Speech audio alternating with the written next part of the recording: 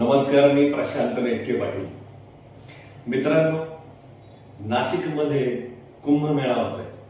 धार्मिक कार्य व्हायलाच पाहिजे, जोरात व्हायला पाहिजे. पण त्याचबरोबर तपोवन भूमीमधील 1800 झाडं तोडणं हे योग्य आहे का? अजिबात नाही. त्याचं कारण मी तुम्हाला सांगतो मित्रांनो.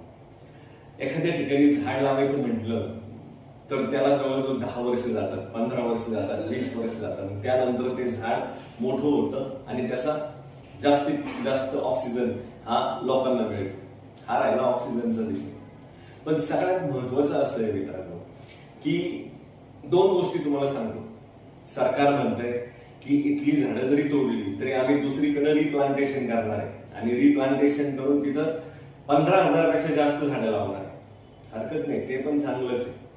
पण 2 मुद्द्यांकडे मी तुमचं लक्ष देतो.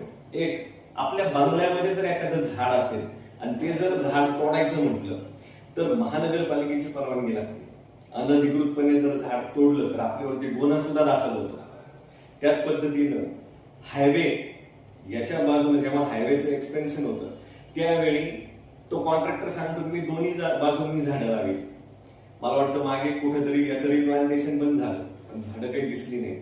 म्हणजे रिप्लांटेशन मध्ये 20 ते 30% रिझल्ट हा राहिला वृक्षारोपणाचा भाग. मी म्हणतो की जर त्या साधू संतांची व्यवस्था जर दुसरीकडे कुठे केली आणि बसेस वगैरेची जर व्यवस्था केली, असे अनेक मार्ग, मी हा एक मार्ग सांगितला, असे अनेक मार्ग यामधनं उपलब्ध होऊ शकतात.